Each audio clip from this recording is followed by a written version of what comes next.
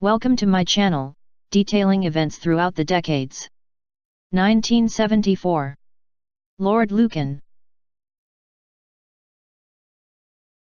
Richard John Bingham was the 7th Earl of Lucan. He was commonly known as Lord Lucan. Lord Lucan was an Anglo-Irish aristocrat. He was an evacuee during the Second World War and had served with the Coldstream Guards in West Germany. He developed a taste for gambling. His losses often exceeded his winnings and he left his job at a London-based merchant bank to become a professional gambler. He was known as Lord Bingham from April 1949 to January 1964. Lucan was known for his expensive tastes, and raced power boats and drove around in Aston Martins. In 1963, he married Veronica Duncan, who he had 3 children with. The marriage collapsed in late 1972, and he moved out of the family home at 46 Lower Belgrave Street, London. A bitter custody battle over the children began, and Lord Lucan lost this. He began spying on his wife and recording her telephone conversations. He was becoming obsessed with getting the children back.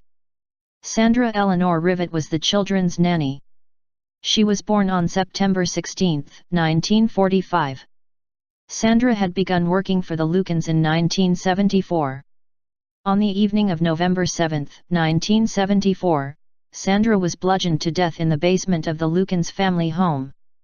Lady Lucan was also attacked at the time, and later identified Lord Lucan as her assailant.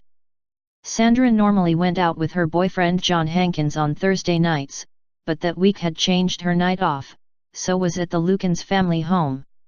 Sandra spoke to John via telephone at about 8 p.m. that evening. She put the younger children to bed at around 8:55 p.m., and then headed down to the basement to make a cup of tea. As she entered the room, she was bludgeoned to death with a piece of bandaged lead pipe and her body put into a canvas mail sack. Veronica was wondering where Sandra had gotten to, so went to the basement stairs to look for her. She called out to her and was herself attacked. She screamed and the attacker told her to shut up. She recognized this voice as her husband's. The two fought. She asked about the nanny and was told he had killed her. Lady Lucan managed to escape only after her attacker asked her to go and get barbiturates for him, which she did. Once she had gotten away, she ran to the Plumber's Arms, a nearby public house, to report what had happened. Police were called, and a murder investigation began. In the meantime, Lord Lucan phoned his mother, asking her to go and collect the children. He then drove a borrowed car to his friend's house in Uckfield, East Sussex. Hours later, he left his friend's property and vanished without a trace. The borrowed car was found abandoned in New Haven. The inside was stained with blood and in the boot of the car, there was a piece of bandaged lead pipe similar to the one found at the murder scene. Sandra Rivet was pronounced dead. Police found no sign of a forced entry. The area around the top of the basement stairs were heavily blood-stained. A blood-stained towel was also found in Lady Lucan's first-floor bedroom. Police searched Lord Lucan's home at 5 Eden Row, which he had moved to in 1973. Police interviewed Lord Lucan's mother, and his last address at 72 Elizabeth Street was searched. His car was still parked outside. Lucan's wallet, car keys, money, and driving license were on the bedside table. Inside a drawer, police found Lucan's passport. Lucan called his mother at 12:30 am, as police were still there. He declined to speak to the police and said he would call them later that day. Ian Maxwell Scott told police that Lucan had arrived at his home a few hours after the murder. While he was there, he wrote 2 letters to his brother-in-law, Bill Shand Kidd. These 2 letters were given to police. The first letter read, "Dear Bill, the most ghastly circumstances arose tonight which I briefly described to my mother. When I interrupted the fight at Lower Belgrave Street and the man left, Veronica accused me of having hired him. I took her upstairs and sent Frances up to bed and tried to clean her up.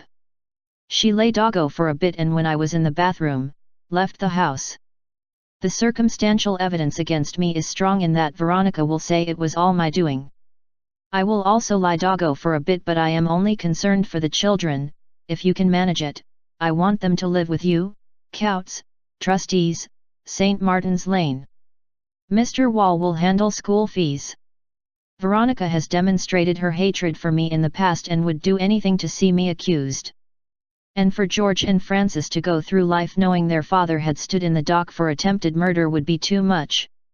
When they are old enough to understand, explain to them the dream of paranoia and look after them. Yours ever, John. The second letter he wrote. Financial matters. There is a sale coming up at Christie's November 27th, which will satisfy bank overdrafts. Please agree reserves with Tom Craig. Proceeds to go to Lloyd's, 6 Pall Mall. Coutts, 59 Strand. NatWest, Bloomsbury Branch. Who also hold an equity and life policy. The other creditors can get lost for the time being. Lucky. The car which Lucan had borrowed was found on the Sunday. Witnesses say it was parked there between 5 a.m. and 8 a.m. on the morning of Friday, November 8. Its owner, Michael Stoop, received a letter from Lucan, but threw away the envelope, and any possibility of checking the postmark to see where it was sent from. Sandra Rivet's case made headline news around the world. The police suspected a suicide and police divers checked the harbour of New Haven Downs, but no body of Lord Lucan was found. A warrant for Lucan's arrest was issued. Sandra's inquest into her death was opened November 13, 1974. Many people believe that Lord Lucan was guilty of the murder and committed suicide by jumping into the channel from his boat. Hundreds of reported sightings were made in various countries, but Lucan has never been found to this day. He was legally declared dead in October 1999. The last confirmed sighting of Lucan was at around 1:15 a.m. on November 8, 1974, as he exited the driveway of Maxwell Scott's property in his friend's borrowed blue Ford Corsair. Detective Chief Superintendent Roy Ranson initially thought Lucan was dead, but later changed his view and now believes Lucan is somewhere in South Africa. Veronica Lucan committed suicide in January 2017, still believing her husband killed himself like the nobleman he was. This mystery still remains unsolved today. Forever remembering Sandra Rivet, who perished on that fateful night, and all those who were affected by the tragedy.